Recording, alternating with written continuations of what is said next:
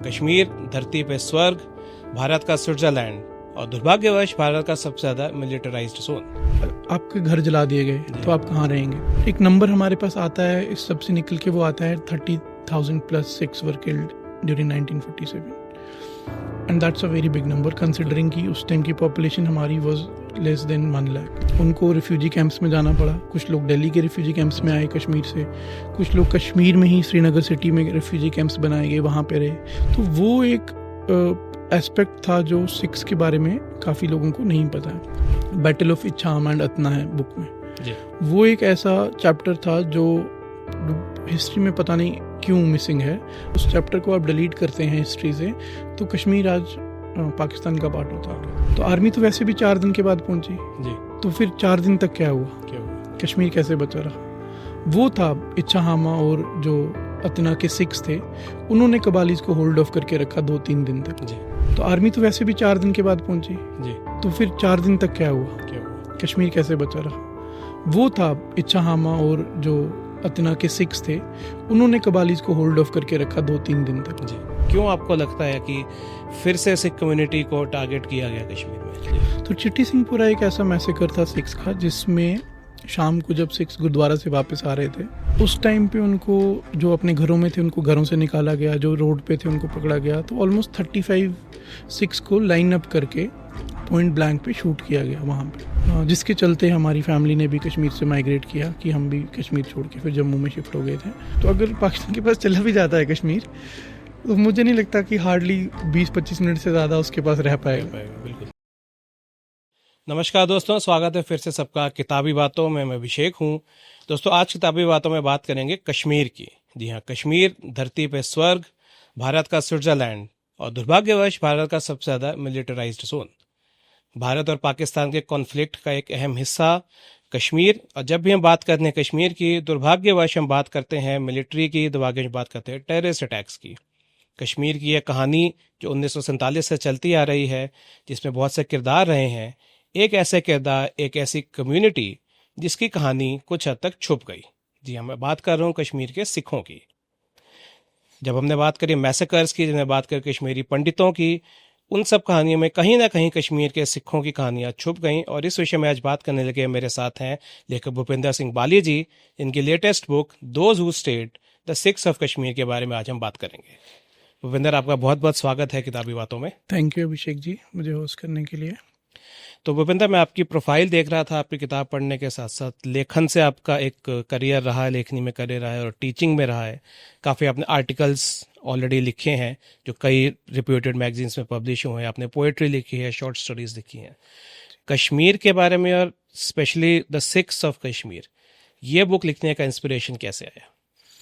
देखिए, बचपन से कोशिश करता रहा हूँ मैं लिखने की, और जब मेरी जॉब लगी तो मुझे एक फाइनेंशियल इंडिपेंडेंस मिली और एक टाइम मिला ऐसा कि मैं लिख पाऊँ। और उसके चलते, क्योंकि मैं कश्मीर में रह रहा था, आपको पता है बहुत ही ब्यूटीफुल जगह है जी। वो आपको खुद ही इंस्पायर करती है लिखने के लिए। तो कहीं ना कहीं मैंने स्टार्ट पोइट्री से किया, फिर शॉर्ट स्टोरीज पे आया, फिर उसके बाद थोड़ा intense writing, non fiction, long form journalism पे आया। बट कहीं ना कहीं हर बारी जब भी मैं लिखता था तो एक चीज़ मेरे दिमाग में रहती थी कि मैं अभी तक सिर्फ क्रिएट कर रहा हूँ इमेजिनेशन से, जो लोगों का सच है वो मैं अभी तक आगे नहीं ला पा रहा हूँ। जी। तो वहाँ से मेरे को लगा कि नहीं, कुछ स्टोरीज ऐसी हैं जो किसी को नहीं पता, जिनके बारे में बात करना भी ज़रूरी है। जो एक इनविजिबिलिटी का क्लोक उनके ऊपर आ गया है उसको उतारना भी ज़रूरी है, और राइटिंग एक पावरफुल मीडियम हो जाता है। बिल्कुल। तो वहाँ से मेरे को लगा कि ये बुक या इस टाइप की जो राइटिंग है वो एक बहुत इम्पोर्टेंट पार्ट बन सकता है मेरे लिए भी, और एज अ कश्मीरी सिख मेरी पूरी कम्युनिटी के लिए भी, क्योंकि हमारे बारे में किसी को भी कोई आइडिया नहीं है कि हम एग्जिस्ट करते हैं। जी। मैंने बुक के स्टार्ट पे भी यही मेंशन किया है कि आज की डेट में भी इंटरनेट की अवेलेबिलिटी पे, जब हमारे पास गूगल एक अबंडेंस ऑफ इंफॉर्मेशन लाता है, फिर भी अगर आप कश्मीरी सिक्स के बारे में सर्च करें तो आपको बहुत कम मिलता है। मैक्सिमम जगह पे आपको सिख देखेंगे, आपको लगेगा पंजाबी है। जी। तो वो एक जो स्टीरियोटिपिकेशन हुई है वो ब्रेक करना था। जी। उसकी वजह से ये बुक लिखनी पड़ी। फिर कुछ इमीडिएट रीजंस थे, जैसे कि जो 2021 में माइनॉरिटी किलिंग्स हुई थी जी उसमें हमारी एक कलीग थी, उनकी किलिंग हुई थी, तो उस वजह से वो जो कंसर्न काफ़ी सालों से मेरे दिमाग में था उसको एक इमीडिएट पुश मिला, जिसकी वजह से ये बुक जो है वो सामने आई। जी। तो आप एक कश्मीरी सिख हैं और मुझे लगता है कई लोगों के लिए शायद थोड़ा सा नया टर्म होगा, क्योंकि सिखों को हम अक्सर हम पंजाबी इसके तौर पर देखते हैं। कुछ लोग सीधे कहते हैं सिख हैं तो पंजाबी हैं। अभी हैं। है। तो आप एक कश्मीरी सिख हैं और जैसे बुक मुझे लगा एक आपने नॉवल के तौर पर लिखी है, लेकिन it looks like a semi autobiographical account. तो किस हद तक ये बुक आपके अपने लाइफ इवेंट से इंस्पायर्ड है? पहला पार्ट मैं आपका आंसर करता हूँ। कश्मीरी सिख एक ऐसी एंटिटी है, एक ऐसी एथनिक कम्युनिटी है जो वहाँ पे पिछले 500 साल से रह रही है। गुरु नानक देव जी के टाइम से ही, जब वो, क्योंकि गुरु नानक देव जी ने वहाँ पे 2 बारी विजिट किया, उसके बाद हमारे बाकी गुरुओं ने वहाँ पे विजिट किया। वहाँ पे अभी भी हिस्टोरिकल साइट्स हैं, छठी पातशाही बोलते हैं हम, 6th गुरु की रिमेम्बरेंस में। फिर महाराजा रणजीत सिंह के टाइम पे मिशनरीज आए, उनकी आर्मीज आई, उन्होंने भी काफ़ी सिख्स को वहाँ पे माइग्रेट करवाया। तो हमारी जो कम्युनिटी है वो वहाँ पे रह रही है, काफ़ी टाइम से रह रही है, और हम एक एथनिक पार्ट बन गए हैं कश्मीर का। तो उसके चलते जो आइडेंटिटी जिस पे हम अभी बात कर रहे थे कि हम एक जो इनविजिबिलिटी की मैं आपको बात कर रहा था, तो वो आ जाता है कि नहीं, कश्मीरी सिख्स जो है वो वाकई ही कश्मीरी ही है। वो ऐसा नहीं है कि पंजाब से या कहीं और से जाके वहाँ पे रहना शुरू हुआ है। तो वो एक पार्ट बन जाता है उसका। उसके अलावा मेजर तो यही है एक जी जो रीजन है। तो यहाँ पे आपने बात करी कि 500 साल से सिख जो है रह रहे हैं, जैसा आपने बुक में भी जिक्र किया था गुरु नानक देव जी के समय से। और एक बहुत इंपॉर्टेंट पार्ट जो है मुझे लगता है जब महाराजा रणजीत सिंह जी का शासन था कश्मीर में, करीब 30-40 साल उनका शासन रहा। और यहाँ पर हम देखते हैं कि भारत के एक बहुत ही प्रभावशाली किंग का, राजा का शासन रहा, क्योंकि फिर Punjab one of the largest one of the states था जो सबसे एंड में ब्रिटिश रूल के अंडर आया। तो एक बहुत प्रभावशाली किंग के अंडर कश्मीर रहा। तो ये जो 500 साल का सफ़र है कि आपके जो गुरु थे उनका एक लिंक रहा कश्मीर से, एक सिख किंग का रूल रहा। और आज जब हम बात कर रहे हैं, हम सिखों की एक माइक्रो माइनॉरिटी देखते हैं, जैसे आपने बुक में कहा शायद 1% भी टोटल पॉपुलेशन नहीं है, इससे भी कम है, उससे भी कम है, और वो कहानियां कहीं सुनी नहीं गई। तो इस चेंज को आप कैसे देखते हैं? इस चेंज को मैं आपका जो पिछला क्वेश्चन का सेकंड पार्ट है वहाँ से ही शुरू करूँगा कि ऑटोबायोग्राफिकल क्यों करना पड़ा, इस चेंज की वजह से करना पड़ा। क्योंकि हमारी पॉपुलेशन वहाँ पे 0.8% के करीब है अभी, which accounts to some 60,000 people. तो जब आप एक इतनी छोटी माइक्रो माइनॉरिटी के पार्ट बन जाते हो तो आपके अंदर, आपकी कम्युनिटी के अंदर वो लोग कम हो जाते हैं जो आपकी बात बाहर तक लेके जाए। आपके पास राइटर्स कम हो जाते हैं, जर्नलिस्ट कम हो जाते हैं, पॉडकास्टर्स कम हो जाते हैं, मतलब जो भी इंफॉर्मेशन डिसेमिनेशन का सोर्स है आपकी कम्युनिटी का, वो भी प्रोपोर्शनली कम हो जाता है। तो एज अ राइटर जब मेरे को लिखना था तो मेरे को कश्मीरी सिख्स की कहानी बतानी थी, और कश्मीरी सिख होने के नाते वो कहानी कहीं ना कहीं मेरी भी बन जाती थी, जिसकी वजह से जो बुक है वो ऑटोबायोग्राफिकल हो गई है। और आपने बिल्कुल सही कहा कि मैंने इसको एज अ नॉवल स्टाइल में लिखने की कोशिश की है। उसका रीज़न ये था कि हार्ड फैक्ट्स कभी कभी ड्राई हो जाते हैं, बट अगर आप नॉवल से बोरो करते हैं कुछ टेक्निक्स, तो उन फैक्ट्स को आप इस तरीके से आर्टिकुलेट कर सकते हैं कि वो एक रीडर के लिए थोड़ा इजी हो जाए समझना और उसको काफ़ी देर तक याद रखना। क्योंकि आपको मैं डायरेक्ट फैक्ट बताऊंगा कि इतने लोग मरे थे, आप भूल जाएंगे, बट उसके साथ एक ह्यूमन स्टोरी होगी कि कौन लोग थे वो, किन की फैमिलीज थी वो, उनके साथ क्या हुआ, कैसे हुआ, तो वो एक लास्टिंग इंप्रेशन छोड़ता है, जिसकी वजह से एक ऑटोबायोग्राफिकल नोट बनाना पड़ता है। और इस स्टोरी में, इस बुक में स्पेसिफिकली, बुक 2 पार्ट्स की है, मतलब 2 स्पेसिफिक जॉनर्स को मिक्स किया गया है, डॉक्यूमेंट्री को और मेमोयर को। तो इन दोनों को मिला के डॉक्यू मेमोयर बोलते हैं। तो ये एक ऐसा फॉर्म ऑफ राइटिंग हो जाता है जिसमें आपके पास इंटरव्यूज़ होते हैं, टेस्टिमनीज होती हैं, न्यूज़पेपर्स होते हैं, मतलब आप एक तो इन्फॉर्मेशन गैदर करते हैं बाहर से, ऑरल ट्रेडिशन, एथनोग्राफी, जिस भी आपके पास मीडियम हो। दूसरा जो आपका मेमोयर पार्ट है वो आपकी लाइफ स्टोरी, एक जो उस बुक को हर जगह पे स्टिच करती है एक साथ, ताकि वो एक ऑन द होल एक सिंगुलर स्टोरी की तरह लगे। बिल्कुल। तो ये आपने बहुत इंटरेस्टिंग बात की कि आपका मेमोयर है जो आपके अपने पर्सनल लाइफ इवेंट से इंस्पायर्ड है, दूसरा जो आप डॉक्यूमेंट करते हैं। तो जैसा कि हमने कहा कि ये वो इवेंट्स हैं जो ज़्यादा कभी चर्चा में ही नहीं आए, और इतना नहीं लिखा गया, उसको रिप्रेजेंट करने वाले लोग कम रहे, वो डॉक्यूमेंट करने का जो खासतौर पर हिस्टोरिकल ट्रेंड्स और कई आपके जन्म से पहले की ऐसी घटनाएं हैं, उनको डॉक्यूमेंट करना कितना बड़ा चैलेंज रहा आपके लिए? देखिए, जब भी हम हिस्ट्रीज की बात करते हैं तो हिस्ट्री नहीं होती, वो हिस्ट्रीज होती हैं। हर एक का पर्सपेक्टिव अलग होता है। जी, कई बारी फैक्ट्स भी अलग होते हैं, बिल्कुल। जो एक मतलब एक ट्रेडिशनल हिस्टोरियन के लिए बहुत, मैंने ब्लेसफेमस बात कर दी कि फैक्ट्स भी अलग होते हैं, बट होते हैं, क्योंकि आपके फैक्ट्स, आपकी कम्युनिटी के फैक्ट्स में अगर आपके स्टोरी राइटर्स नहीं हैं, अगर आपके अपने लोग नहीं हैं जो मीडिया तक आपकी बात लेके जा रहे हैं, तो कभी कभी वो फैक्ट्स दब जाते हैं। जी, तो एज एन इंडिपेंडेंट रिसर्चर, क्योंकि मेरी कोई एफिलिएशन नहीं थी किसी यूनिवर्सिटी के साथ या पीएचडी नहीं थी, तो उस वजह से उन फैक्ट्स को कभी कभी कलेक्ट करना भी एक चैलेंज बन जाता है। बट क्योंकि मेरा बुक का जो मेजर पार्ट है, जो फैक्ट कलेक्शन है, वो है इंटरव्यूज़, जी, ऑरल ट्रेडिशंस। जी। और इंटरव्यूज़ तो it's always a fact of a single person, right, जिसने पार्टीशन देखा, क्योंकि इसमें पार्टीशन सर्वाइवर्स के इंटरव्यूज़ हैं, जिसने लास्ट 30-35 ईयर्स देखे, वो उनके फैक्ट्स हैं। आपका फैक्ट और मेरा फैक्ट अलग हो सकता है एक ही जगह पे खड़े रहने के बाद भी। तो वो सारी चीज़ें उस पर्सपेक्टिव से, जब ऑरल ट्रेडिशंस, ऑरल हिस्ट्रीज की बात करते हैं, तो कभी कभी वो ट्रेडिशनल हिस्ट्री से थोड़ी सी अलग हो जाती है, क्योंकि उसमें आपका पर्सनल कॉन्शियसनेस, एक विक्टिम का कॉन्शियसनेस, एक सर्वाइवर का कॉन्शियसनेस, वो सब चीज़ें और उसकी मेमोरी एक बहुत बड़ा पार्ट प्ले करती है। क्योंकि काफ़ी मेरे जो सर्वाइवर्स हैं, जो 47 के हैं, वो उस टाइम पे एक चाइल्ड एज में थे, 10, 15, 12 ये एजेस थी। बट जब वो एक्सपीरियंस गैदर करते हैं, जब वो एडल्ट बन जाते हैं, तो वो अपनी मेमोरीज को खुद ही ओवरराइड करना स्टार्ट कर देते हैं to make sense of it. Right, and how to make sense of it, वो कुछ चीज़ें जो ट्रॉमेटिक होती हैं, कभी उसको दबा देते हैं क्योंकि वो किसी से बात नहीं कर पाते उसके बारे में, और कुछ चीज़ें जो वैलर, ब्रेवरी या करेज के साथ एसोसिएट हो जाती हैं, उसको वो उभार देते हैं। तो वैसा भी एक वो चैलेंज भी रहता है कि क्या आप किसी की टेस्टिमनी पे पूरा बिलीव कर सकते हो या नहीं, बट आप फिर उसको कोलैबोरेट करते हो बाकी लोगों की टेस्टिमनी से, तो वहाँ से आपको एक लार्जर पिक्चर मिलती है। फिर एक एज अ राइटर आपको डिसाइड करना होता है कि उसका क्या पार्ट है जो आपको लगता है कि सही है और जो लोगों तक लाना चाहिए। बिल्कुल।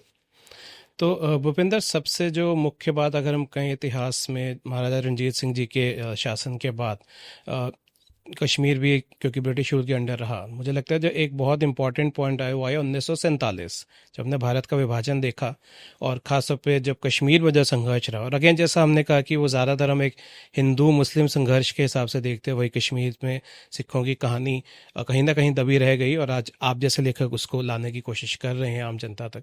1947 का जो तजुर्बा रहा खासतौर पे कव्वालियों का, जिन्होंने बहुत सा उत्पात मचाया, उसके बारे में आप बताएं, कैसे स्पेशली सिख कम्युनिटी वहाँ पर इफेक्ट हुई? देखिए, उस टाइम पे जो सिख पॉपुलेशन थी कश्मीर की, वो ज़्यादातर सेंटर्ड थी बारामूला और बडगाम डिस्ट्रिक्ट्स में। श्रीनगर जो सिटी डिस्ट्रिक्ट था, जो आज भी कैपिटल है, वहाँ पे हमारी पॉपुलेशन काफ़ी कम थी compare to Baramulla district, Budgam district and Anantnag district.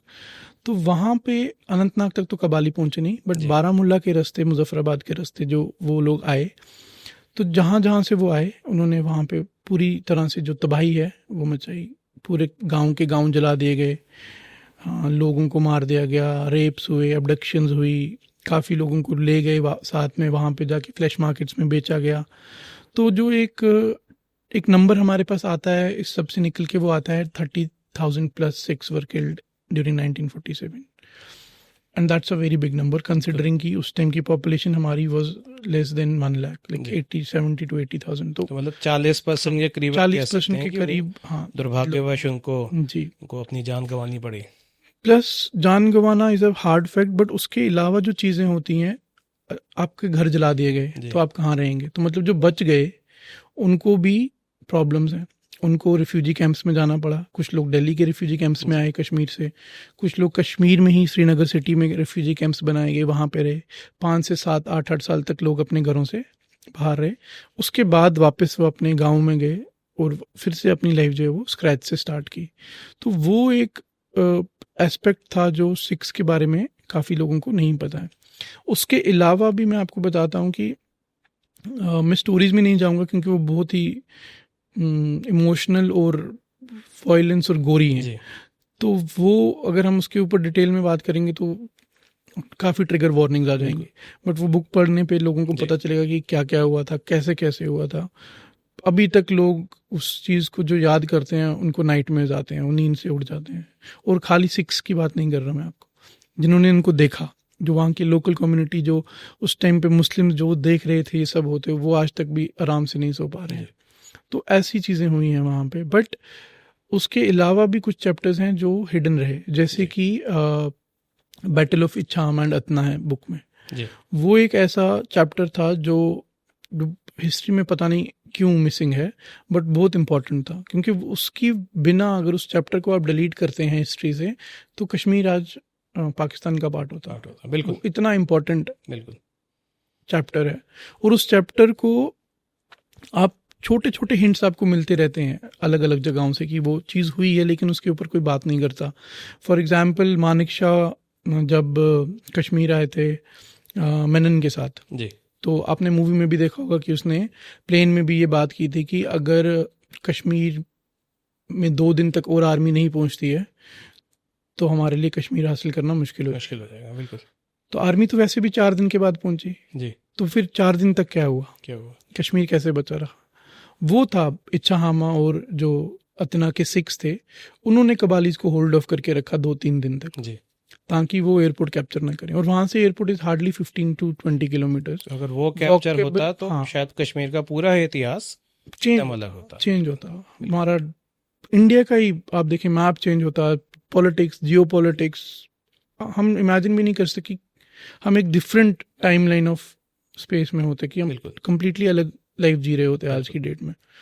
तो वो सब चीज़ें इतना इम्पोर्टेंट एक एस्पेक्ट जो है वो, और मैंने उनके उस टाइम के जो फैमिलीज़ हैं जिनके पेरेंट्स ने, ग्रैंड पेरेंट्स ने उस टाइम पे फाइट किया, उनके पास अभी तक उस फाइट की बंदूकें हैं, तलवारें हैं उनके घर पे, उन्होंने संभाल के रखी हैं। वहाँ पे एक आदमी थे, उनके पास पुरानी गाड़ी थी शेवरोले की गाड़ी का जो एक्सल था उससे उन्होंने होममेड कैनन बनाया, तोफ, और उससे वो कबालियों के साथ लड़े। तो वो सब चीज़ें उन्होंने वहाँ पे अभी तक प्रिजर्व करके रखी हैं। बिल्कुल। आई थिंक जो आप बात कह रहे थे कि इतिहास के ऐसे पन्ने जो कभी खोले नहीं गए, और किस तरह से सिख कम्युनिटी का बहुत बड़ा कंट्रीब्यूशन रहा भारत की उस ज्योग्राफी को बचा के रखने का, वो भी कहीं ना कहीं इतिहास के पन्नों में मिस हुआ है, जैसा आपने बताया। इसके साथ साथ भूपेंद्र और भी मैसेकर रहे हैं, चिट्ठी सिंहपुरा मैसेकर, क्योंकि 47 को तो हम स्टिल बोलते हैं क्योंकि पार्टीशन हुआ संधि का। इसके बाद और भी मैसेकर्स हुए जिसके बारे में आपने जिक्र करा है, और अगेन वो भी हम देखते हैं कि इतिहास के पन्नों में उन्हें दुर्भाग्यवश ज़्यादा स्थान नहीं मिला। आगे के जो मैसेकर्स की आपने बात करी है उसके बारे में कुछ नहीं, किस तरह से आप उसको 47 से अलग देखते हैं, और क्यों आपको लगता है कि फिर से सिख कम्युनिटी को टारगेट किया गया कश्मीर में? तो ये अभी जब कुछ दिनों पहले पहलगाम का इंसिडेंट हुआ तो काफ़ी जगह पे आपने देखा होगा कि जो मोडस ऑपरेंडी था, काफ़ी लोगों ने पोस्ट किया, ट्वीट किया, न्यूज़पेपर हेडलाइंस आई कि इट रिमाइंडेड अस ऑफ चिट्ठी सिंहपुरा। तो चिट्ठी सिंहपुरा एक ऐसा मैसेकर था सिक्स का, जिसमें शाम को जब सिक्स गुरुद्वारा से वापस आ रहे थे उस टाइम पे उनको, जो अपने घरों में थे उनको घरों से निकाला गया, जो रोड पे थे उनको पकड़ा गया। तो ऑलमोस्ट 35 सिक्स को लाइन अप करके पॉइंट ब्लैंक पे शूट किया गया वहाँ पे। बट ये 2001 की बात है, 2001 2 मैसेकर्स जो हमारे हुए, महजूर नगर और चिट्ठी सिंहपुरा, जिसके चलते हमारी फैमिली ने भी कश्मीर से माइग्रेट किया कि हम भी कश्मीर छोड़ के फिर जम्मू में शिफ्ट हो गए थे। तो आप उससे पहले एक डिकेड की बात करें तो ऑलरेडी कश्मीर में जो एक एनकाउंटर्स थे, जो उसका टर्मोइल था, जो मूवमेंट फॉर लिबरेशन था, JKLF था, वो सब ऑन द राइज था। दूसरे साइड से आप देखें तो कश्मीरी पंडित्स ऑलरेडी एक बहुत बड़े एक्सोडस के तहत कश्मीर छोड़ चुके थे। तो वहाँ पे बच्चे थे सिक्स जी, जो एक जिसको आप मी एंड अदर में अगर आप कैटेगराइज करें तो जो अदर था वो उस टाइम पे सिख था। बिल्कुल ठीक है। तो जो मी था, मी मुस्लिम्स थे, और जो पूरी कश्मीर की फाइट थी वो उनकी थी। सिक्स का कोई उसमें ना इमोशनल ना सेंटिमेंटल कोई पार्ट नहीं है, क्योंकि they have always been Indians and they always believe Kashmir is a part of India. तो उनके लिए वो कभी रहा ही नहीं कि हम वो लड़ाई लड़े। बिल्कुल। बट रहना कश्मीर में है, एग्जिस्टेंस भी आपकी वहाँ पे है, तो उस चीज़ को आप कैसे नेविगेट करते हो जब आप as a micro minority different patches of populations में रह रहे हो और आपके इर्द गिर्द हमेशा कॉन्फ्लिक्ट चल रहा है, कभी इंडिया पाकिस्तान का, कभी इंटरनल टेररिज्म मिलिटेंसी का, कभी मुखबिर आर्मी का, तो वो सब चीज़ों को जीना पड़ता है एज अ माइक्रो माइनॉरिटी, और उसके जो कंसर्न्स होते हैं वो कम्प्लीटली अलग होते हैं, क्योंकि यहाँ पे वो बात हो जाती है कि जब दो हाथी लड़ते हैं तो घास कुचला जाता है। बिल्कुल बिल्कुल। तो 6 वहाँ पे घास बन जाते हैं, क्योंकि उनका कोई इंटरेस्ट है ही नहीं, उनको कोई कुछ चाहिए ही नहीं वहाँ पे, बट वहाँ पे रहने के लिए वो कोलेट्रल डैमेज बन जाते हैं। तो चिट्ठी सिंहपुरा और महजूर नगर जो था वो हमारा कोलेट्रल डैमेज था। उसमें देखिए अभी तक भी कोई सर्टेनिटी नहीं मिली है चिट्ठी सिंहपुरा की कि वो कैसे हुआ, किसने किया, वो न्याय अभी भी मिलना वो बाकी अभी है। भी बिल्कुल। उनको, और क्योंकि एक्नॉलेजमेंट ही हम देखते हैं नहीं है, जब लोगों को पता ही नहीं है तो न्याय तो बहुत आगे की बात हो जाती है। इम्पोर्टेंट बात है। अब देखिए मैं मेरी वाइफ एक साइकोलॉजिस्ट है, तो जब मैं बुक लिख रहा था उन्होंने काफ़ी हेल्प किया मेरे को बुक को लिखने में, इन टर्म्स ऑफ कि साइकोलॉजिकल इम्पैक्ट्स क्या रहे होंगे। तो उनके साथ एक बारी डिस्कशन करते हुए जब चिट्ठी सिंहपुरा की बात चल रही थी तो मैंने उनको कहा कि हम मर गए तो अब क्या ही कर सकते हैं। तो बट वहाँ पे बात आई कि जो जस्टिस है, जो रिलीफ है, वो कितना हेल्पफुल रहता है।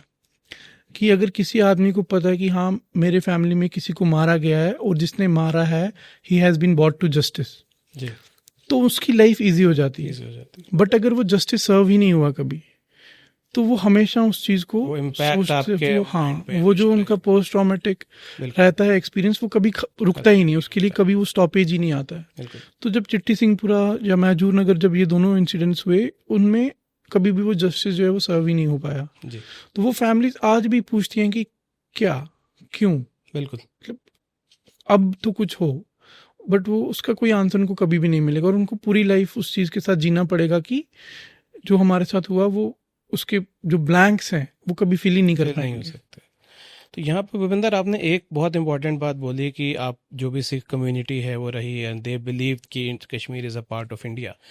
इसमें एक भ्रम जो मैंने देखा शुरू से फैलाया गया, जैसे जब मैंने अपनी युवावस्था में बुक्स पढ़नी शुरू करी और स्पेशली कश्मीर वगैरह पे, बहुत से लोगों का ये विश्वास था जिसमें हिंदू और कई कम्युनिटीज़ के लोग शामिल हैं कि कश्मीर इंडिया का पार्ट नहीं है, पाकिस्तान कश्मीर को इंडिपेंडेंस दी जानी चाहिए, क्योंकि बहुत से लोगों को इतिहास का सही ज्ञान नहीं है। लेकिन अगर एक बहुत बेसिक फैक्ट है इतिहास का कि जब महाराजा जम्मू कश्मीर हरि सिंह जी ने साइन करे, क्योंकि इंस्ट्रूमेंट ऑफ एक्सेशन एक इरिवोकेबल था, वो आप साइन करने के बाद आप माइंड नहीं चेंज कर सकते कि मैंने विचार बदल दिया, तो कश्मीर, जम्मू एंड कश्मीर एक तरह से तभी भारत का अभिन्न अंग बन गया। लेकिन ये नैरेटिव को लोगों तक पहुंचाने में, जैसा मैंने देखे, बहुत दशक लगे, क्योंकि जब तक ये 370 होने, बहुत से लोगों को मिसकंसेप्शन थी कि क्या वास्तव में भारत का ही अंग है। स्पेशली जैसे हम देखेंगे JNU में इस बात को लेकर हंगामा हुआ कि वहाँ पे कहीं ना कहीं ये नारे होने लगे कि भारत तेरे टुकड़े होंगे, और उनका जो पर्सपेक्टिव हमने देखा स्टूडेंट्स का, यंग स्टूडेंट्स का, वो कुछ हद तक एंटी इंडिया रहा।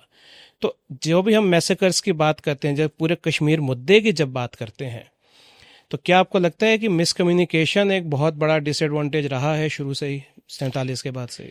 देखिए मैं फिर से उसी बात पे आऊँगा आपके पास कि जिससे मैंने स्टार्ट किया था कि पर्सपेक्टिव्स मैटर करते हैं जी। कौन पर्सपेक्टिव लेके आ रहा है। अगर हर चीज़ के ना 3 ऑप्शंस होते हैं, एक होता है यस, एक होता है नो, और एक होता है मे बी या न्यूट्रल जिसको बोलते हैं।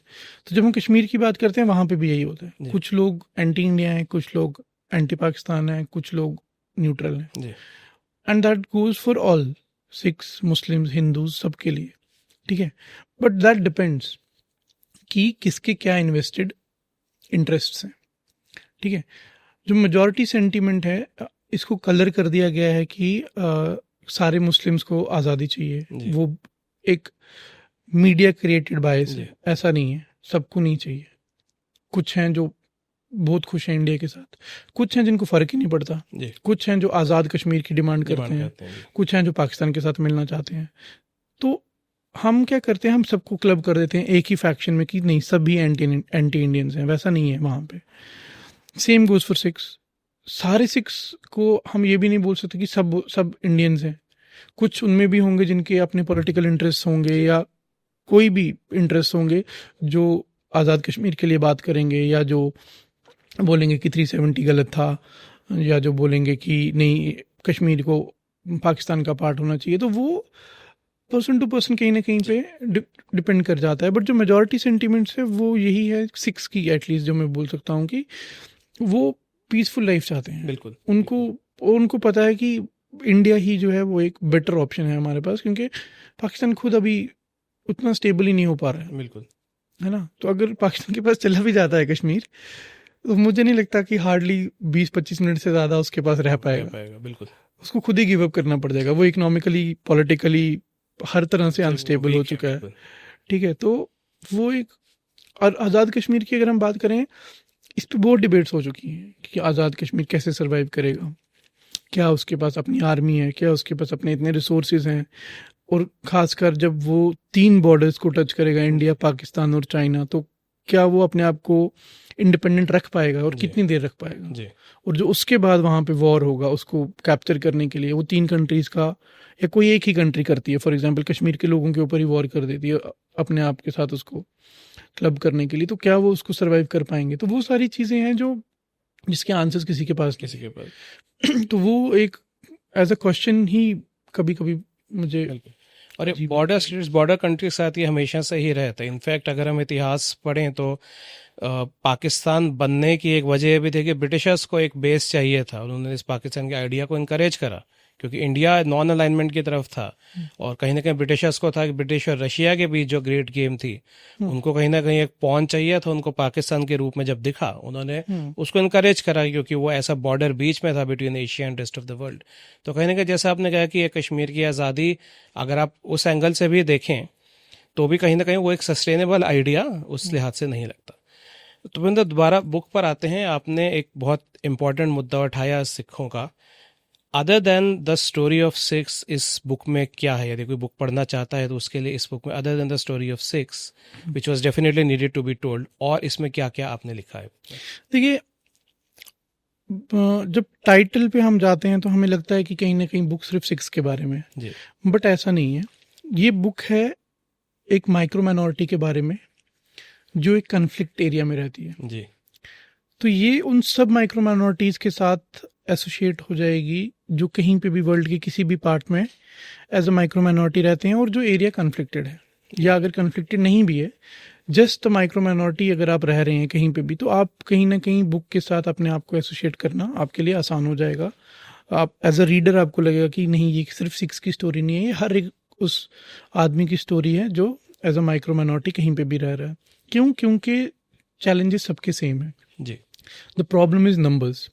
अब देखें कश्मीर में सिख्स एंड मुस्लिम्स का कोई भी लड़ाई नहीं है आपस में, वो बहुत पीसफुली रहते हैं। प्रॉब्लम कहाँ पे आती है? नंबर्स की। कुछ चीज़ें ऐसी हो जाती हैं जो आपको कभी लगेगा कि मेरे साथ डिस्क्रिमिनेशन हो नहीं रही है लेकिन मैं फिर भी रिसीविंग एंड पे हूँ। फॉर एग्जाम्पल मैं आपको एक छोटा एग्जाम्पल बता दूँ, सिख्स डोंट स्मोक, ठीक है, मुस्लिम स्मोक अलॉट, एंड कश्मीर में स्मोकिंग इज़ वेरी कॉमन। आप देयर इज नो रूल की पब्लिक प्लेस में नहीं होगा या ऐसे नहीं होगा। तो जब एक सिख अपने चार तरफ, क्योंकि आप अकेले ही होते हैं नॉर्मली, बहुत कम आपकी पॉपुलेशन है, तो आपके चार तरफ लोग स्मोक कर रहे हैं। अब वो इसलिए स्मोक नहीं कर रहे कि आपको तंग करना चाहते हैं, वो इसलिए कर रहे हैं क्योंकि उनकी हैबिट है, which is perfectly fine. But receiving end पे आप आ जाते हो। बिल्कुल same goes for shoppings, malls, या आपके फूड जॉइंट्स, कहाँ पे आप खाना खा रहे हैं, क्योंकि आपकी पॉपुलेशन कम है तो आपका क्लाइंटल भी कम हो जाएगा। जब आपका क्लाइंटल कम है तो आपके लिए स्पेसिफिक शॉप्स भी नहीं होंगी, तो आपको उन्हीं शॉप्स पे जाना है जहाँ पे मुस्लिम टाइप ऑफ फूड मिलता है। एंड नॉर्थ इंडिया में वी हैव झटका हलाल का कंसेप्ट वेरी इनग्रेन्ड इन अस, तो सिक्स के लिए ऑप्शंस नहीं बचते खाना खाने के लिए कहीं जाके। तो वो सब चीज़ें हैं जो कहीं ना कहीं खुद ही एज अ नंबर गेम में आपको डिस्क्रिमिनेट कर देते हैं, बट डायरेक्ट कॉन्फ्रंटेशंस कोई नहीं होती। ये एक पार्ट है।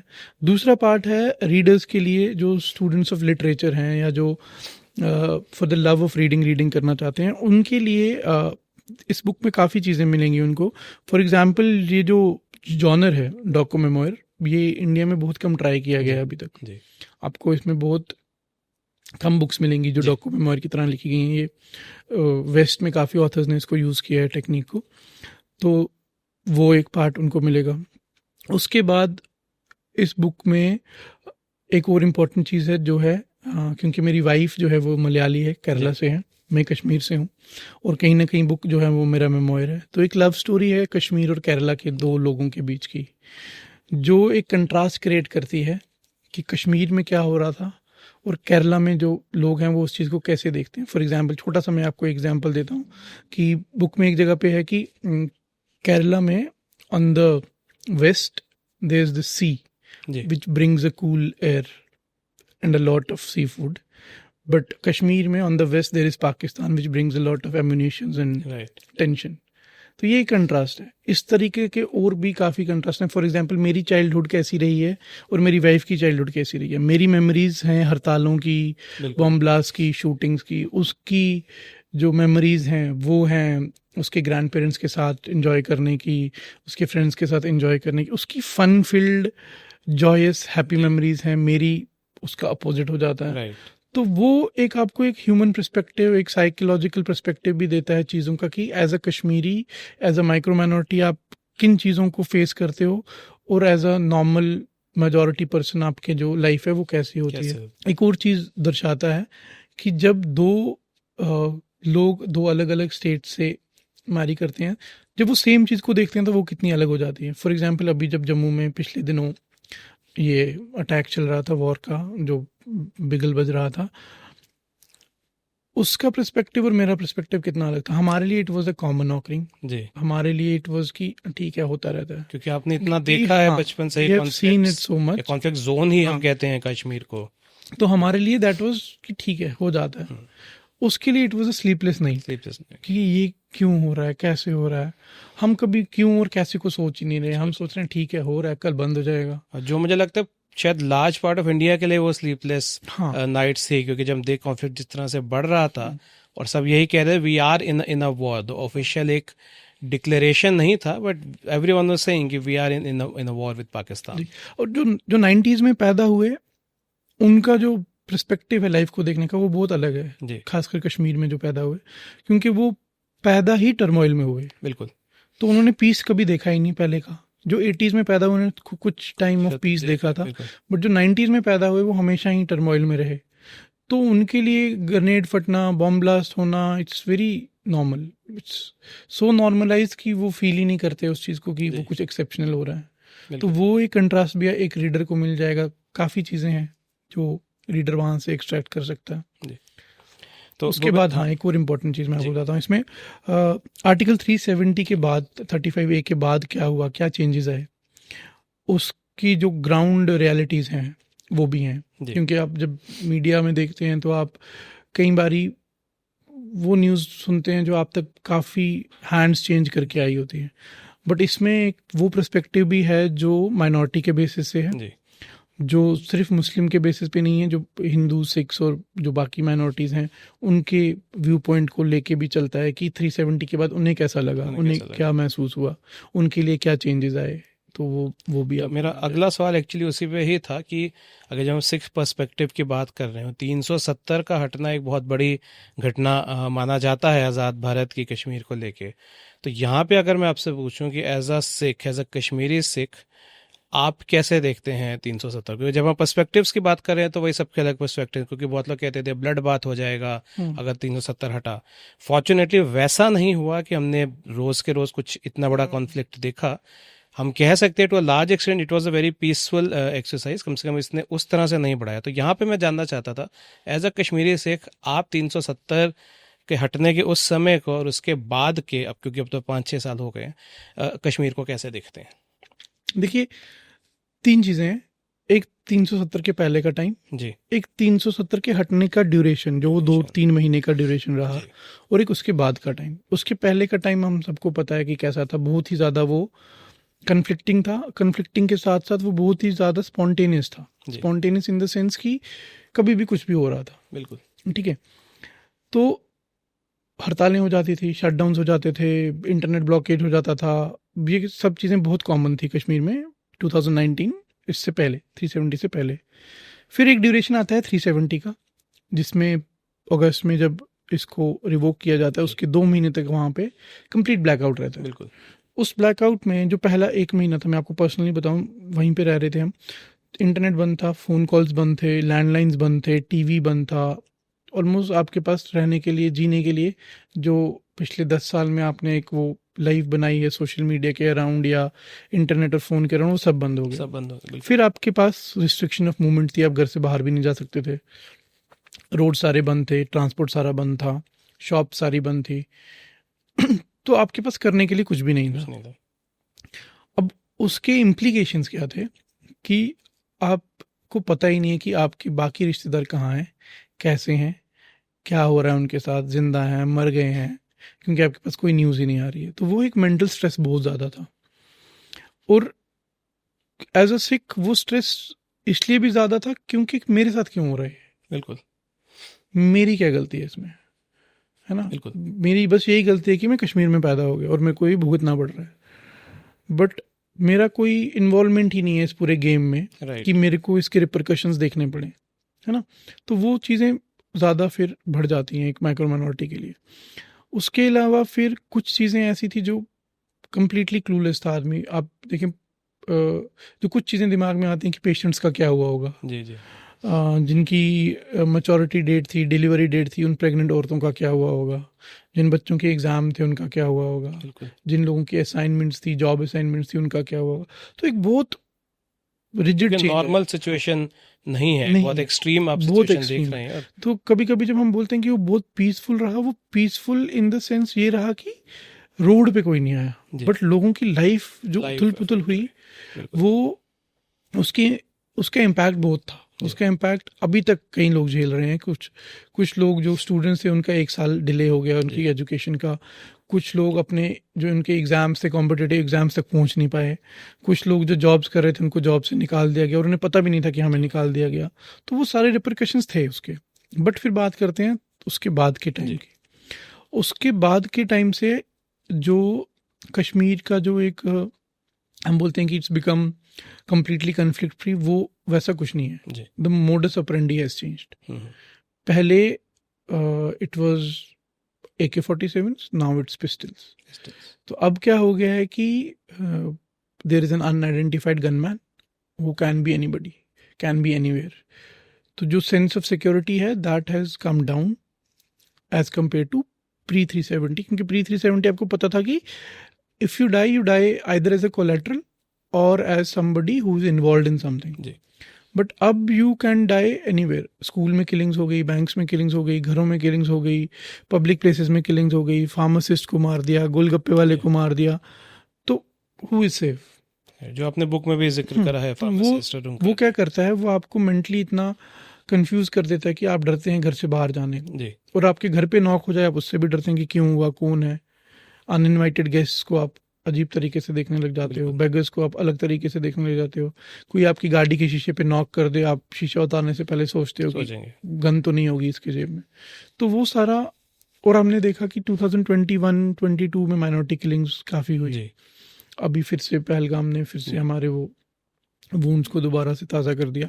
तो ये सब चीज़ें तो 370 के बाद भी हो ही रही हैं। तो वो जो एक इमेज हम बोलते हैं कि नहीं ऑल इज़ वेल वाली, वो सच नहीं है।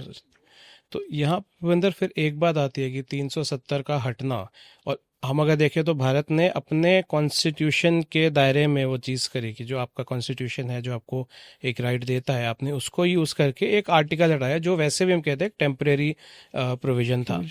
तो आज अगर आप एक कश्मीर के रेजिडेंट हैं, अगर आप ये महसूस करते हैं कि वैसा नहीं है जैसा शायद दिखाया जा रहा है, अभी भी चैलेंजेस हैं कश्मीर में, किस तरह आप देखते हैं फ्यूचर ऑफ कश्मीर? हाँ, ये चीज़ एक जो है वो कहीं ना कहीं हिंट करती है कि आने वाले 10-15 साल में कहीं ना कहीं कश्मीर जो पिछले 10-15 साल में रहा है उससे काफ़ी बदलेगा। इसके भी 2 फेसेट्स हैं। कुछ लोग जो लोकल रूमर्स हैं वो कभी कभी ये भी बोलते हैं कि ये जो तूफान से आने से पहले वाली शांति है वो है, ये जो सन्नाटा है, ये जो साइलेंस है, ये सब किसी बड़े प्रोग्राम की तरफ हिंट करता है। दूसरी तरफ 370 के बाद से एक कहीं ना कहीं ये चीज़ देखी गई है कि एक नॉर्मल सी है, हड़तालों की, शटडाउन्स की, वो चीज़ें नहीं हो रही, इंटरनेट ब्लॉकेजेस नहीं हो रहे। जो एवरीडे लिविंग है वो कहीं ना कहीं थोड़ी इजी हो गई Easy है। हो। उसके भी काफ़ी रीजंस हैं। एक रीज़न उसका ये है कि जो एडमिनिस्ट्रेशन है वो काफ़ी चेंज हुई है। जी एडमिनिस्ट्रेशन चेंजेस की वजह से क्या हुआ है, फेवरेटिज्म, नेपोटिज्म, रेड टेपिज्म, ये सब कम हो गया। कम हुआ। तो एक डर भी आ गया है कि जो मेरे ऊपर बॉस है वो तो नॉन मुस्लिम है, जी या वो तो बाहर की स्टेट से आया है, तो उसका और मेरा रिलेशन वैसा नहीं होगा जो मेरे अपने कम्युनिटी के साथ या अपनी स्टेट के बंदे के साथ होगा। अगर मैं कोई गलती करता तो शायद मेरे फेवर में उसका कुछ ना कुछ हल निकाल दिया जाता, बट अब वो नहीं निकला। वो नहीं निकला। तो उसकी वजह से काफ़ी चीज़ों में चेंजेस आए हैं, और अब उसके फिर रिपरकशंस भी आए। फॉर एग्जांपल जब जो जिस किलिंग से बुक स्टार्ट होती है, वो किलिंग क्यों हुई, क्योंकि टीआरएफ ने कहा कि आपने फ्लैग होस्ट किया अपने स्कूल में, उसकी वजह से जी उस प्रिंसिपल को मारा गया। बट वो रिपरकशन क्या था, उसकी डेथ, और ऑर्डर क्या था कि एडमिनिस्ट्रेशन ने कहा था कि आपको स्कूल में फ्लैग्स होस्ट करने हैं। तो वो दोनों चीज़ें अपोजिंग जो हैं वो चल रही हैं। बट कहीं ना कहीं लोगों को एक तो थोड़ी सी डेवलपमेंट हुई है पिछले कुछ सालों में, रोड्स तो बन ही रहे हैं पूरे इंडिया में, बट क्योंकि मार्केट्स बंद नहीं हैं, बिजनेसेस थोड़ा ग्रो हुए हैं, टूरिज्म काफ़ी ग्रो हुआ था अभी तक, अभी पहलगाम के बाद जी। थोड़ा सा हिट हुआ है उसको। तो जब डेवलपमेंट होती है, मनी का फ्लो होता है, तो लोग कभी कभी अपने वो गम भूल जाते हैं, जी क्योंकि उनका एक ब्रॉडली आप एक standard- नॉर्मल सिचुएशन देखते हैं with the challenges, but broadly अगर आपको लगता है कि हम आज बेहतर हैं सिचुएशन में जहां 5 साल पहले थे, तो कहीं ना कहीं वो आपके माइंडसेट को पॉजिटिवली अफेक्ट करता है। अब एक छोटा सा एक और फैसेट रहता है कि कश्मीर में कहीं ना कहीं इतने ज़्यादा लोग मर चुके हैं जी कि हर फैमिली में या एक्सटेंडेड फैमिली में किसी ना किसी का कोई ना कोई नुकसान हुआ है, जी तो वो भी भूलने नहीं देता। नहीं लेकिन रहता। बस वो एक चीज़ है, क्योंकि पैसा डेवलपमेंट तो ठीक है, लेकिन जब आपके पास एक पर्सनल स्कार होता है, जी उसको भूलना थोड़ा मुश्किल हो जाता है। बिल्कुल, ग्रीफ हो तो वो पैसा या डेवलपमेंट उसका सब्स्टिट्यूट नहीं है। नहीं, बट हम यही उम्मीद करेंगे कि ये आगे की जनरेशन को ये ना देखना पड़े, और अगर आज से मैं कहता हूँ अगर 20 30 40 साल बाद ऐसा कोई पॉडकास्ट होता है, और तो वो कश्मीर को लेकर एक पॉजिटिव माहौल की ही बात करें। भूपेंद्र, एक और सवाल था। पिछले कुछ वर्षों में हम देख रहे हैं कि कश्मीर को लेकर काफ़ी मीडिया में काफ़ी ज़्यादा एक हमें न्यूज़ और इन्फॉर्मेशन पता चल रही है। खासतौर पर अगर देखिए सेल्यूलॉइड पे हमने कश्मीरी पंडितों पे फिल्म देखी, उसके बाद धारा 370 पे आपने किताब लिखी है, जो मेरे विचार में बहुत महत्वपूर्ण किताब है, क्योंकि माइक्रो माइनॉरिटी की जब हम बात करते हैं, सिक्स के उस पर्सपेक्टिव को ज़्यादातर नहीं देखा गया, इग्नोर किया गया। ये चीज़ें जैसे सामने आ रही हैं, तो आप किस तरह से कश्मीर की स्टोरी को अब देखते हैं, जब एक वाइड मेजॉरिटी को कई चीज़ें पता चल रही हैं जो पहले नहीं पता थी? देखिए, पर्सपेक्टिव्स का आना बहुत ज़रूरी है। सही गलत, प्रोपागेंडा, नॉन प्रोपागेंडा, वो मैटर नहीं करता, क्योंकि हर आदमी को अपनी स्टोरी तो लेके आनी है। बिल्कुल। जब कश्मीरी पंडित्स अपनी स्टोरी लाते हैं तो कोई विलन बनता है, जब कश्मीरी मुस्लिम्स अपनी स्टोरी लाते हैं तो कोई और विलन बनता है, जब हम अपनी स्टोरी लाएंगे तो कोई और विलन बनेगा। तो सबके हीरोज और सबके विलन्स हमेशा डिफरेंट हैं, और उसी वजह से क्या होता है कि कभी कभी मुझे लगेगा एज अ सिख की ज़्यादा माइलेज तो हिंदूज ले गए, जी मुस्लिम्स को भी यही लग सकता है, हिंदूज को भी यही लग सकता है, दूसरे दोनों के लिए। तो ये एक जो वॉर ऑफ वो है ना, बीइंग विजिबल, वो सबके लिए अलग अलग है। जी तो वहाँ पे वो एक इम्पोर्टेंट चीज़ बन जाती है। बट हमारे लिए क्या प्रॉब्लम है कि हम अभी भी वहाँ रह रहे हैं, जी क्योंकि आप बुक का टाइटल भी देखें, दोज स्टेट, स्टेट जी तो कश्मीर में सिक्स अभी भी रह रहे हैं, अभी भी हमारी अच्छी खासी पॉपुलेशन है, और अभी हमारे चैलेंजेस कम्प्लीटली डिफरेंट हैं। फॉर एग्जाम्पल, मैं आपको एक बहुत इंपॉर्टेंट चीज़ बताता हूँ। पिछले 3-4 साल पहले क्या हुआ, कश्मीर में गवर्नमेंट सर्विसेज में एक कोटा अनाउंस हुआ, जिसको कहते हैं पहाड़ी लैंग्वेज स्पीकिंग कोटा, जी कि जो भी लोग पहाड़ी स्पीकिंग हैं उनको गवर्नमेंट जॉब्स में कुछ कोटा मिलेगा कुछ। जी ठीक है। अब उस कोटा के अंडर पहाड़ी लैंग्वेज स्पीकिंग के अंडर सिक्स भी आते हैं, क्योंकि हमारी जो मदर टंग है कश्मीरी सिक्स की, जी वो पंजाबी नहीं है, वो पहाड़ी है, पहाड़ी। हम पहाड़ी बोलते हैं। बट प्रॉब्लम क्या है कि अभी तक एक भी ऐसा एफिडेविट नहीं दिया गया सिक्स को जो उसको जॉब दिला सके। जी रीज़न क्या है, एक को मिल गया तो दैट विल बी ग्राउंड की बाकी लोग भी मांगे, आगे और अगर बाकी लोग मांगेंगे तो ये जॉब्स में भी आ जाएंगे। तो घुमाया जाता है, office to office, court to court, officer to officer की ये वाली फॉर्मेलिटी करके लाओ। 2-2.5 साल से तो मैं खुद पर्सनली इन लोगों को जानता हूँ जो लड़ रहे हैं इस कोटा के लिए, लेकिन उनको नहीं दिया जा रहा। तो कभी कभी क्या होता है कि आपको अनाउंसमेंट्स हो जाती हैं कि हमने ये चीज़ कर दी है, बट ऑन ग्राउंड वो प्रैक्टिकली कभी हो ही नहीं पाती। प्रिंट ने भी अभी एक आर्टिकल कैरी किया था इस चीज़ को लेके कि 6 की पहाड़ी स्पीकिंग पे क्यों बात नहीं हो रही, बट कोई उसको, क्योंकि हमारा नंबर कम है, फिर से वही बात, जी जी, हमारा पॉलिटिकल मिल्यू है ही नहीं है, राइट, तो कौन आपको सपोर्ट करेगा? अगर आप किसी ऑफिसर के पास भी जाते हैं, आपको पता है कि आपके आसपास के सारे ऑफिसर्स एक पर्टिकुलर कम्युनिटी के हैं जो एक दूसरे को फेवरेटिज्म दिखाएंगे। बिल्कुल। अब आपको जब छोटे एडमिनिस्ट्रेशन चेंज हुई बड़ी, लेकिन डिसीजन मेकर पटवारी, नायब तहसील, ग्राउंड लेवल पे काम कर रहे हैं वो तो वही है, तो वो घुमाते जाते हैं आपको जी। तो वो चैलेंजेस हमारे वहीं रहते हैं, क्योंकि हमने रहना वहीं है। उसकी वजह से क्या हो रहा है कि हमारी एक साइलेंट माइग्रेशन होती जा रही है, क्योंकि आपको अपॉर्चुनिटीज़ नहीं मिलती। फिर आपका एक साइकोलॉजिकल अपब्रिंगिंग भी ऐसी जगह पे हुआ है जिसमें आप हमेशा माइक्रो माइनॉरिटी थे, अकेले थे, स्कूल में अकेले थे, ऑफिस में अकेले थे, जॉब में अकेले थे, तो वो आपको कहीं ना कहीं एक्सेल करने से भी रोक देता है, क्योंकि आप खुद को ही नकारने लग जाते हो। Every opportunity missed is opportunity lost. बिल्कुल। तो जब आप मिस कर रहे हो इन द सेंस कि आप अप्लाई ही नहीं कर रहे, आप ये सोचते हो कि हाँ मैं तो सरदार हूँ, मैं तो सिख हूँ, मेरे को कौन ही इस चीज़ में फेवर करेगा, तो आप उस अपॉर्चुनिटी, हो सकता है कोई ऐसा हो भी ना जी, बट आप अप्लाई ही ना करो। वो एक जो नेगेटिविटी आ जाती है वो उस अपब्रिंगिंग की वजह से आती है। मैं काफ़ी लोगों को जानता हूँ जो एक्सीलेंट फुटबॉल प्लेयर्स थे या गिटारिस्ट थे या जर्नलिस्ट बनने का जो टैलेंट रखते थे, उन्होंने कभी अप्लाई ही नहीं किया इन चीज़ों के लिए, क्योंकि उन्हें लगा कि हमें तो कौन ही पूछेगा। तो वे कहीं ना कहीं वो कहानियां थी जो सामने नहीं आ पाई।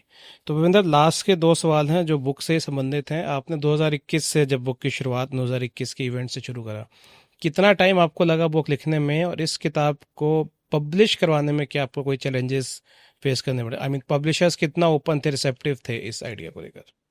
देखिए, बुक का जो आइडिया था वो काफ़ी सालों से मेरे दिमाग में तो चल ही रहा था, क्योंकि बुक के ऑलमोस्ट मेरे को लगता है 12 से 14 इंटरव्यूज मैंने बुक लिखने से पहले ही किए थे, जो मेरे दिमाग में इसलिए नहीं थे कि मैंने बुक लिखना है, वो इसलिए थे क्योंकि पंजाब से हमारे एक हिस्टोरियन आए थे, डॉक्टर सुखप्रीत सिंह उडोके, तो उन्होंने एक डॉक्यूमेंट्री बनाई थी 47 के ऊपर, कश्मीर के, उसका नाम था संताप 1947। तो उस डॉक्यूमेंट्री के चलते भी मैंने काफ़ी उनके साथ वो जहाँ गए इंटरव्यूज़ लिए, तो वो सारे इंटरव्यूज़ भी थे। उसके बाद 2012-13 में मैंने एक स्टोरी लिखी थी, उस टाइम पे एक मैगज़ीन थी the big round table, the week, Columbia school of journalism की मैगज़ीन थी वो, तो वो थी पार्टीशन के ऊपर। बट वो पंजाब पार्टीशन पे थी, कश्मीर पार्टीशन पे नहीं। तो जब वो स्टोरी एक इंटरनेशनल मीडिया ने एक्सेप्ट की, तो फिर मेरे को लगा कि नहीं, मेरे अपनी स्टेट में भी ऐसी स्टोरीज हैं। तो उस टाइम पे हमने कुछ स्टोरीज कैप्चर की। बट फिर 2021 में क्या हुआ, जब कलीग की किलिंग हुई, जिसकी वजह से बुक जो थी वो दोबारा लिखने का मेरे को अपॉर्चुनिटी मिला, तो मैंने फिर से स्टोरी लिखी। एक स्टोरी थी वो जो मैंने दोबारा से वहीं कोलंबिया स्कूल ऑफ जर्नलिज्म का जो मैगजीन है, आप उसको बोलते हैं द डेलाकोटा रिव्यू, तो वो अच्छा रिप्यूटेड मैगजीन है and they pay good paying markets हैं। तो I wrote a story in I guess 2 days, 2 दिन में मैंने वो, क्योंकि उस टाइम पे आपका वो इमोशन था, तो वो लिख के मैंने उनको भेज दिया and they accepted it. But वो पब्लिश होते होते उसको 1.5-2 साल लग गए, क्योंकि their publication lineup is very complex and all. But वहाँ से फिर मेरे को ये आया कि नहीं, ये एक पार्ट क्यों लिखना है, इस पूरे को जो सारी प्रॉब्लम्स हैं, सारे एस्पेक्ट्स हैं, माइनॉरिटी किलिंग है, चिट्ठी सिंहपुरा है, महजूर नगर है, 47 है, एग्जिस्टेंस पे बात है, साइकोलॉजी पे बात है, एजुकेशन पे बात है, एम्प्लॉयमेंट पे बात है, हर एक चीज़ जो है वो एटलीस्ट एक बुक की फॉर्म में बाहर आना ज़रूरी है। फिर उसके बाद जो पब्लिकेशन चैलेंजेस थे, देखिए क्योंकि प्रॉब्लम ये है कि बहुत ही नीशे सब्जेक्ट है, इसका रीडरशिप कौन होगा, है ना, एंड पब्लिशिंग बिजनेस है, इट्स नॉट कि आज की डेट में you see a lot of people being publish जो इन्फ्लुएंसर्स हैं, क्योंकि द पब्लिशर्स ऑलरेडी नो कि ये तो बुक सेल हो जाएगी। बिल्कुल, तो कमर्शियल पर्सपेक्टिव आ जाता है। तो मेरा commercial perspective as a individual, as a brand नहीं है, but as a book it was good. तो कुछ agents liked it. Then finally Kanishk के साथ मेरा deal हुआ. He represented the book. He sent it across to a number of publishers. कुछ का यही कंसर्न था कि मार्केटिंग का क्या करेंगे, कौन पढ़ेगा, रीडरशिप नहीं होगी, not more than 2000 copies will sell and all. But then I luckily found जो मेरे मेंटर भी बने अभी तक हैं, विदिशा. तो she was working in Amaryllis. She took up the book. तो उसने कहा कि नहीं, this is something that needs to be brought to the world. Right. तो she was my editor and my publisher. तो अमायरलिस ने फिर उसको पब्लिश किया. फिर उसके बाद मेरे को लगता है 2022 के जून में मेरा बुक डील हुआ था. एंड 1-1.5 साल तो लगा मेरे को लिखने में इसको, क्योंकि सारा कंबाइन करना था. कुछ इंटरव्यूज़ मेरे को दोबारा जाके लेने पड़े, क्योंकि जिस ऑब्जेक्टिव से मैंने वो इंटरव्यूज़ लिए थे वो कुछ और था, और अब बुक के लिए कुछ और क्वेश्चंस पूछने थे. क्योंकि कुछ इंटरव्यूज़ ऐसे होते हैं जिसमें आप विक्टिम को या सर्वाइवर को उस टाइम की स्टोरी पूछते हो, उस इवेंट के बारे में पूछते हो. बट फिर मेरा जो दोबारा इंटरव्यू लेने का पॉइंट था वो था कि उसके बाद क्या, रिहैबिलिटेशन का क्या, रिलीफ का क्या, उस ट्रॉमा का क्या. इवेंट तो हो गया, उसके बाद आने वाले 10 साल क्या हुआ. 47 तो हो गया, अगले 5 साल लोग कहाँ रहे, 10 साल लोग कहाँ रहे, कैसे वापस घर आए, कैसे उन्होंने दोबारा घर बनाए, फिर उनकी जो अगली जनरेशन हैं वो कैसे उस चीज़ को देखते हैं. तो वो सारा कलेक्ट करने के लिए मेरे को वो सारे इंटरव्यूज ऑलमोस्ट दोबारा करने पड़े, जिसकी वजह से थोड़ा टाइम जो था वो एक्सटेंड हो गया.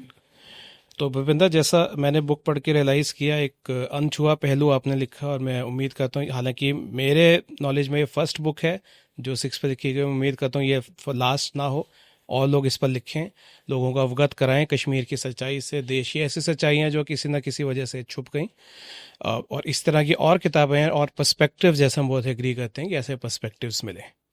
भूपिंदर, आपने किताबें बताने के लिए टाइम दिया, आपका बहुत बहुत धन्यवाद.